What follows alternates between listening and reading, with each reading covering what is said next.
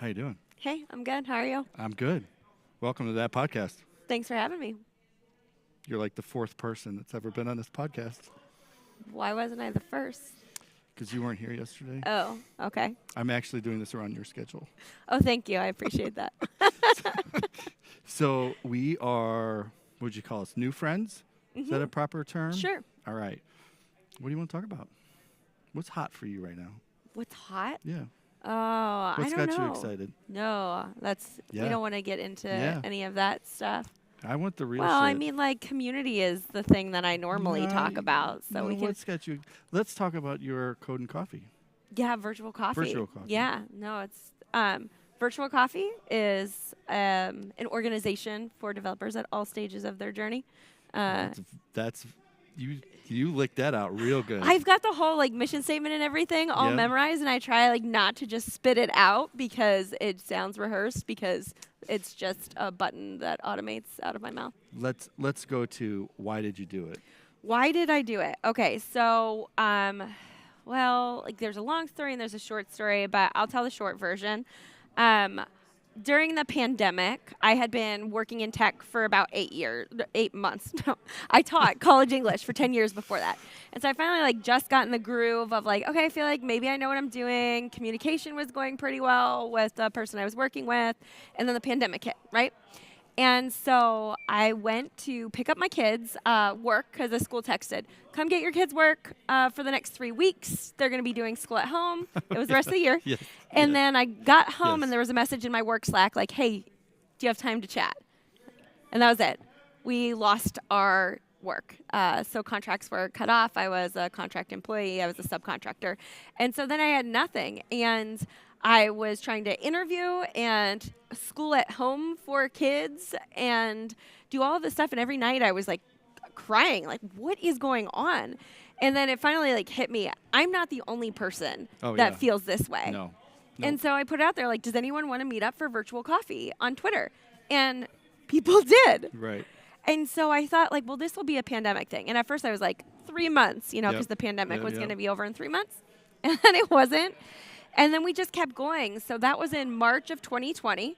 And then in October, we ended up doing Hacktoberfest, month-long event Yeah, that's yeah. sponsored by DigitalOcean in open Yep, source, right? And when we did that as part of Virtual Coffee, everybody was so excited. And we were supporting everybody. We had mentors, we had maintainers, we had contributors, and we were Yep. all working together. Yep. And everybody was so excited, and they were so proud of themselves and of each other. We came out of that experience, and I thought, oh, you know what? Virtual coffee is not a pandemic thing. Like, Oh yeah. it's yeah. it's It's a a thing. thing, like people want to be together and to make connections and to feel connected to each other, and we feel disconnected all the time, maybe because of remote work or maybe because our jobs don't allow for connection, but it became a place where many people who felt isolated could come together.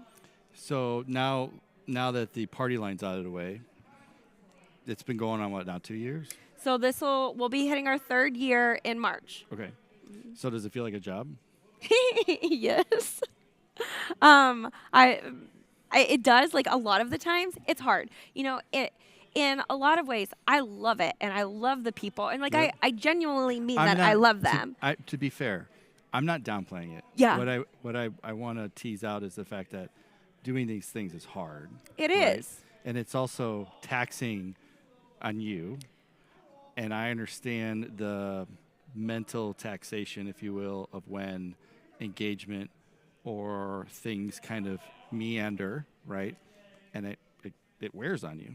Yeah. I mean, And which is a burden you didn't necessarily know you were going to have when it started. no, definitely not. That's a challenge. You just don't know what to expect. And when you're working with people, it's going to change all the time. Like you'll have new people, different Yep. people, and you'll go through traumas together. You'll be able to celebrate wins together. But a lot of times those things, it's not predictable. And so that lack of predictability becomes a challenge.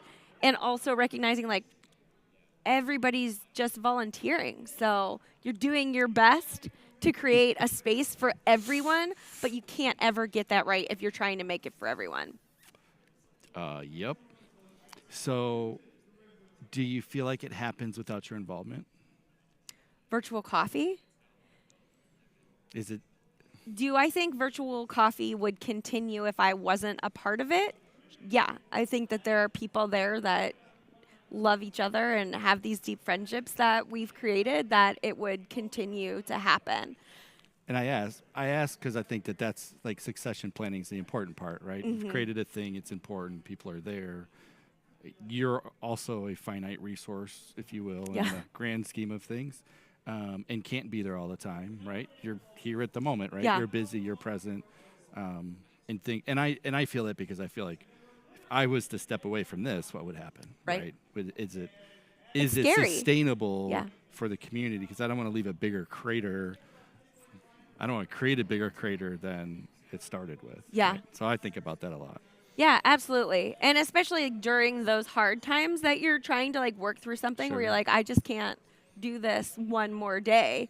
Sometimes it's actually like, well, what would happen if I just quit today? Right. You know? Yeah, Or I want today off. well, you got a couple more days and then you can have a day off. Yeah. Just one though. Yeah. Something like that. What's happened that you didn't expect? I mean, the fact that it just keeps happening and that we continue to grow. And Yeah, but what's happened for you? for me, Like, how do you think you've changed? You've grown because you put yourself out there to go do this thing, right? That's a much bigger role, if you will, than being involved. So, how do you think you've grown? How do you has your perspectives changed? Like, yeah, for sure. who are you now versus who were you then? That's, one of the great things that's come from virtual coffee is knowing that I have some people that I could turn to and lean on when those times are really hard. And I think I've also grown as a communicator because you That's can't a good. lead an organization if you're not a good communicator. And initially, I wasn't really that great, Says the English teacher. Well, in terms of like having hard conversations, Yeah. Yep. like you have to have a lot of those. And my experience isn't in business. I don't know how to have hard conversations with people. And to realize like sometimes I hold people to impossible standards, right? Like I have high standards for myself and I need to recognize that like there's a human being that's in front of me and they might not have the bandwidth and I need to make sure that they know that it's okay for them not to do that thing, but also how do they tell me if they can't do that thing anymore? Well, and so, it's still that struggle to get it right and I still get those conversations wrong or I really wish last year I wouldn't have said that thing like that. I wish Sure. that I would have thought before I opened my mouth. And, if you can. Well, that comes with learning. I mean, you're never going to say everything right. I mean, if anything's changed over the past 10 years, I guess past decade is just how we refer to people. Yeah. Right? And it's not bad, but it's different.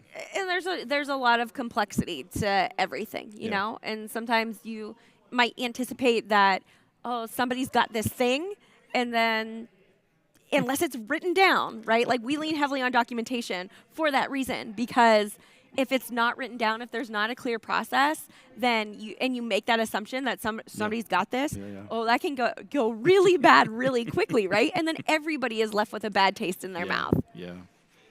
So you do this thing. Well, let's back out. So I don't know where to go. Wherever you want. I don't know. I don't know where to go. This is one of those podcast things that I got no idea.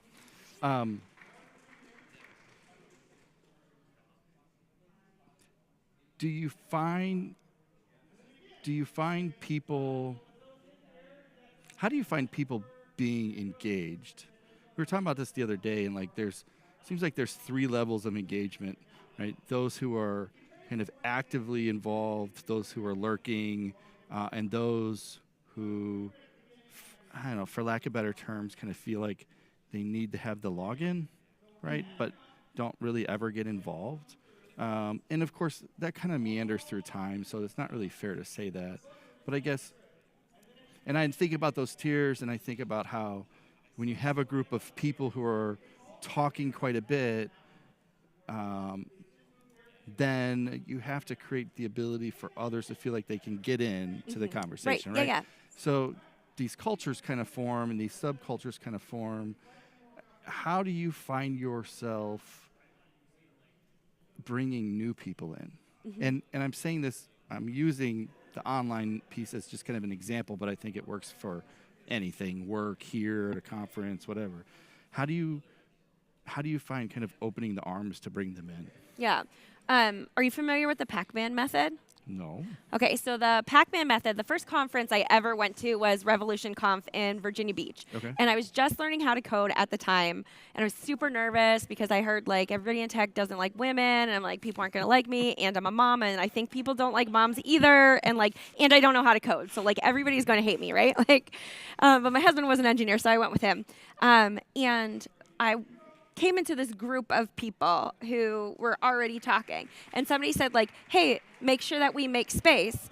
And it was Kyle Shevlin, if anybody knows him, but he explained the Pac-Man method. And the idea, I can't remember who initially wrote about it, is Pac-Man is like a circle, but there's like a pie shape taken out of it. And so the idea is that you always leave space for somebody else. So if somebody comes into the group, you open it up a little bit wider. And so it really works if you're talking physical spaces because you can make your circle wider. Like today at our breakfast table in the open spaces. Move those chairs. Everybody shift together. Taking note. But I think that it can be applied online too, in the way that you help people to understand what their role is in that online environment. So, like at the beginning of every virtual coffee, we do introductions, and we also talk about using the hand raise function because we're really big about acoustic on that space. And we also say, we want you to participate in a way that's meaningful to you. If you want to leave your camera off, leave it off. If you want to stay muted the whole time, stay muted. If you want to participate in chat, participate in chat. And we'll all bring that to the room so we can all discuss it together.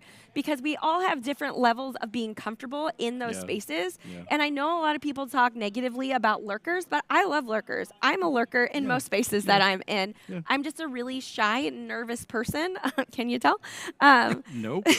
But it takes me a while to see, like, what is the expectation for me in this room right now? If I know what's expected of me, I know what's expected of me in this relationship. I'm supposed to talk to you, Interesting. But if I come in and I don't know what role I play, then I have to figure that out first.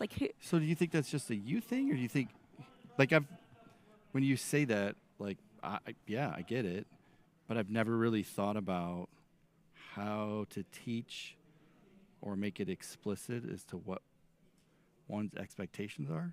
That's just an interesting way to think about that. Yeah, well, I think that as long as somebody feels like you are making space for them, then it doesn't matter how they feel about themselves, right? Okay. If they can feel safe in that space to know it's okay for me to have my camera off. Sure. Because we've had plenty of people who have come multiple times with their cameras off and never spoken. And then one day they start talking, or one day they volunteer to be a note taker. And you're like, I didn't even know that person really thought that this was a cool community. Yeah. But they felt safe because we've made the space for them to participate in ways that are meaningful to them. And I think that's what's key. What do you think we're doing wrong? We, like me and you? Sure. The list of all of the things that I'm doing wrong. I think one of the things is we're all so interested in moving so quickly. And there's this book that I really enjoy called Deep Medicine, and it's about machine learning and the medical industry, right? And so there's kind of this big thing that's happening. We can automate more things. We can free up doctors' times by using AI and machine learning. But what are they doing with that free time? Is it giving them time to spend with patients to get to know the person? Or is it you have to see 5 more patients, or you have to do 10 more things, or you have to author a paper or whatever? And I think this is what all of us are doing wrong. We replace the time for interaction with more things to check off on our to-do lists. And so reserving that time to connect with other people, there's a book that I love called Bored and Brilliant, I think. Okay. But taking that time to have space to be bored and to not have something to do rather than continually going all the time. And, that's boring, but. Okay, but you got, 4 kids? Yeah. So how are you finding time to be bored? Because I feel like I don't have that. I got 2. As far as I'm concerned, you have 2 more problems than I have. Or do you find yourself bored? No. In the I think it has to be a deliberate decision, right? Like you have to block off that time, or even Are you though? I'm good at it sometimes, and Okay. I'm not good at it other times. Okay. So sometimes I was really good at it for a while. I would block off in October. Every morning after I went to the gym, I would take a half an hour walk outside, no headphones on, just be Just outside, quiet. which is hard for me. Like I also have ADHD, so I like constantly want to be stimulated. Sure. But I just had to learn to like be alone and let my thoughts wander. And it's amazing what it can do for like your resting heart rate, but like Yeah. Yep. also for sorting things out, helping you be creative and making space for yourself. Yep. Do you meditate? That's so hard. I like good for people who do, but me like sitting still and if I will say that if I try a version of meditation, it will be walking in the woods, right? Okay. Like that's like my happy place where I can kind of like focus on that idea of whatever I need to do in Sure. that moment. Headspace. Yeah. How do you find? I lift heavy weights. That's what I do instead of meditating. Yes, you do. How do you find work-life balance? I'm going to say work-life community leader balance. Let me. I'm going to take it even separate. Yep. Further, me or you, family, work life, kind of balance. So I'm adding more dimensions to that Pac-Man, if you will. It's really hard, and I'm not really good at it. Last year was the first time that I ever worked a full-time job while my kids, with all my kids born, and so I had worked part-time roles, and up to 30-ish hours a week. Sure. But doing a full-time job with 4 kids, with doing virtual coffee, last year was not a good year for me. I came out of last year, I took 2 weeks off at the end of the year, and I thought I had like plans to write an end of the year blog post and to get ahead. And I just like sat on the couch. I was sick, I was exhausted and really burnt out, So this year, the goal is to not be that. And one of my big goals is to create better boundaries and to be able to say no to things. So I think it's hard to get right, and I haven't figured it out yet. I heard well, to be fair, I'm not good at it. Yeah. I'm horrible. I heard a good thing just the other day. Instead of, we used the term like setting goals a lot, which puts, the goal pulls further and further. Mm-hmm. You get to that, you want it further. Yeah. And rather think about it as creating systems. Yeah. Right? Goals are kind of milestones in a journey, but if you don't have, but rather than focusing on that, focus on a sustainable system that, over time will add up and meet your goals. And it was, obviously, it sounds very simple, Yeah. but I've been kind of trying to understand what does that mean in my life and how is that possible, and I don't know, but Yeah. I suck at it. So Well, it makes sense. Like one of my goals was to run a half marathon. Okay, I've never run a half marathon. The most I've run is 6 miles. And I just found out Thursday that I probably tore the meniscus in my knee. So my goal is done. And obviously there's not that much I can do about that. But there are other goals that we set for ourselves that we don't hit those goals. We don't meet them in the way that we hope to, and we get really distressed by that experience, Sure. demotivated, and Yeah. I found Oh, that yeah. was an issue for me last year. So I like the idea of having a system rather than a goal, because when you don't meet your goal or when you can't yeah, it's do mental. anything to hit it, Yeah, it's then mental. it can be really hard. So the idea of like creating a system sounds like a much better or more reasonable thing to do. yeah. So did you tear your meniscus lifting the 900 pounds deadlifting? No, it wasn't 265. No, I don't know how I did it. I think it's a mechanical issue with the way that I run. I've tore my labrum in my hip a couple of years ago, and I was actually one phone call away from having surgery. I met with the surgeon, then I met with a different doctor who said, "Hey, come join my weightlifting program and don't do surgery because you're just going to tear again." And Interesting. I never had surgery. I've been into weightlifting since then, Yeah. and I can't tell you which hip was messed up. Really? Yeah, and it was to That's the point cool. where it was like 9 out of 10 pain every day. Yeah, I'm in that kind of pain with my shoulder. It's rough. Yeah.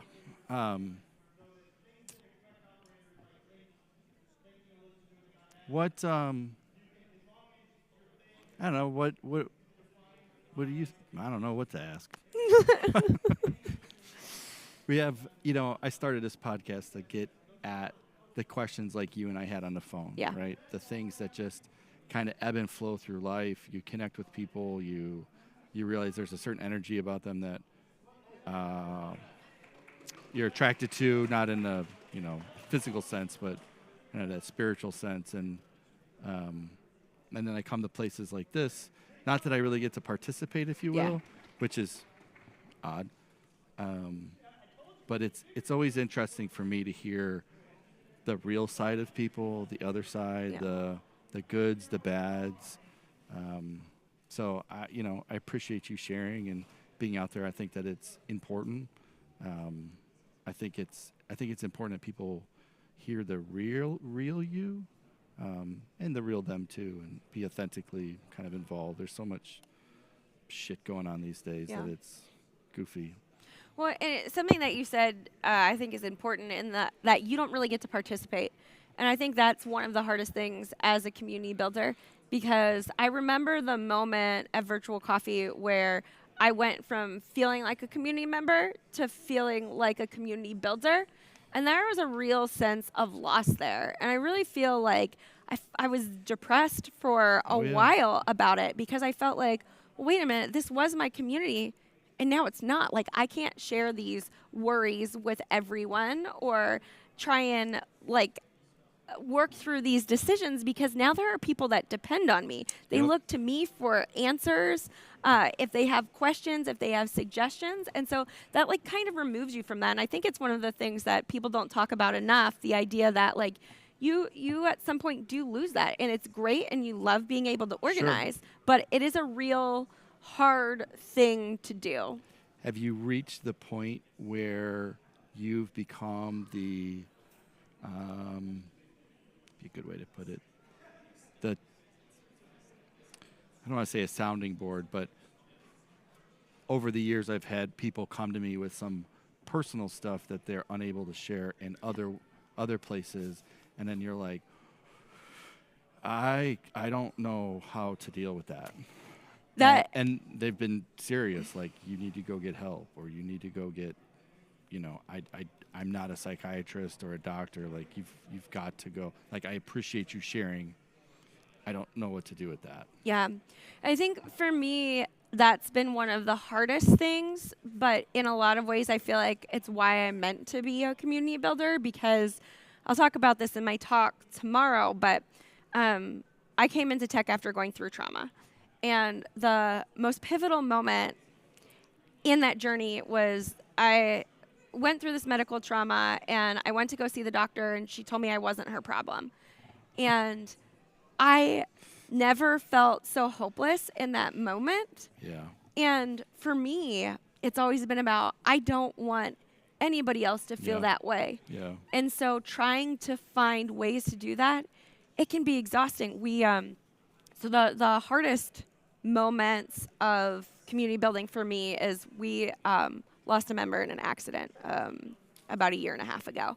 It was an active member. Everybody loved him. He was so kind. And definitely didn't expect it. But then I found myself having to make decisions around telling people.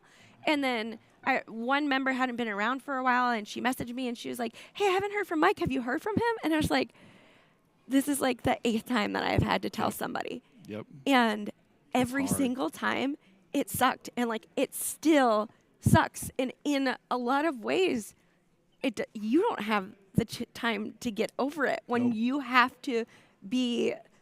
Hey, you got us both in tears. It's hard. And we've had a few that have done that too. And they're, in our case, we know their families and their kids, and it's hard. And then, nobody prepares you to grieve online. Why is there not a book on? I was literally Googling for books. How do you grieve in a virtual environment? When did this person pass? It was not this past November, but the November before, I think. So you're now hitting the kind of 1 year of here are the reminders from this thing and that and whatever. And you're like, because there's no way to exit. Right. Right. So this person is perpetually living, which is an odd great, I guess, in some ways, and then odd in other ways. Yeah, and he was one of our GitHub sponsors. And so his credit card was automatically being billed every month. And I had to contact GitHub and say, hey, he passed away. Can you not do that anymore? We don't really have a good way in any, I can't think of any platform that really has a good way of dealing with, I'm no longer here. No, there's not. And it's just with the way that online communities work too, with people coming in and out of the community, like right, you don't know. Right. And that becomes really hard. And, then I don't know, you kind of like go through all of this grief and think back over your interactions with other people. Like, how can I be there for everyone? Well, you can't be there for everyone, but it's really hard to, I don't know, understand that for some reason. Yeah. Like, you can't be everybody's cornerstone because you're going to crumble. But you end up becoming that. It's hard. I hope that, people that listen to this realize when you're involved in these things, it's so much more than just the bits and bytes of the silly little thing, and the level of impact that people have without even knowing what they've done. And I know I've had a few people, I've certainly struggled over the past few months pretty hard. And I've had a couple individuals go, I know something's wrong, but you also need to know that if it wasn't for that, here's 3 other offshoots of things that have happened. That you have no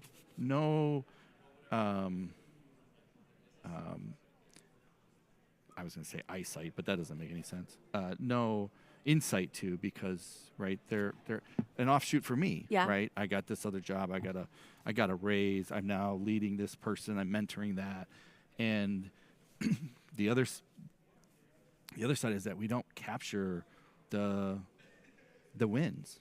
Yeah. Right. They're so intangible, and you guys are in developer relations and things like that. Like, things are happening out there. Jobs are happening. They're not measurable things. Right. People look at the numbers and they say it's a success because it had X. Yeah. And the numbers don't mean shit. Right. Doesn't matter if Virtual Coffee is 12 people or 2,000 people, right? It's what happens is the collective result of who's in it. And I don't know. I wish there was a better way to measure it. I wish we would celebrate a little gratitude. Not necessarily gratitude, but gratitude of others, of like, hey, this thing is awesome, or share, which we both live in the Midwest, so not very boisterous people of like, look at me, right? I got a raise. Yeah. That never really gets said. So I think we need to just, as humans, be better about that. Yeah, it's hard because everybody wants to judge what is the value of something based on numbers. And I think that, there are definitely quantitative ways to do that.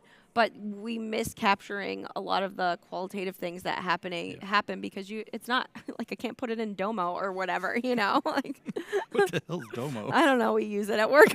I've never heard of that. Actively avoiding knowing how to use it. Well, you just log out. Oh, I don't even have a login, so I'm doing good. That's the way to do it. Are there any parting things you wish that people would know? I just had one and I lost it. Like, as we bring this to a close, what are you excited about? What do you wish people would know or do? I think the most important thing for me, and no matter what you do, is recognize that there's a person that is in front of you, right? It's not, that person is a developer, but that's not what you should see first, right? There's a complex human being that has a story that you don't know. Yep. And so keep that in mind when you have an interaction with that person. Yeah. I'll double back on that one because it's when I blew out my shoulder, I now understand what chronic pain is, right? And then you look out and I can now see people who have had shoulder stuff done, right? But you never really know, like if that person's having a good day or a bad day, that person just may be sitting there in pain and just swallowing it down. And so, yeah, I'm totally with that. Well, I'm going to just personally say thank you for what you do. Thank you for being here. I'm excited to have you keynote. Excited to have you on whatever that podcast becomes, even though it's live at the moment. So thank you. Yeah, I think thanks you're so much. a great human, and I think it's cool that you're doing what you do. So Well, thanks for doing what you do. now you just got to figure out the work-life balance. You too. I'll do it when you do it. Challenge accepted. All right. Thank you. Thank you.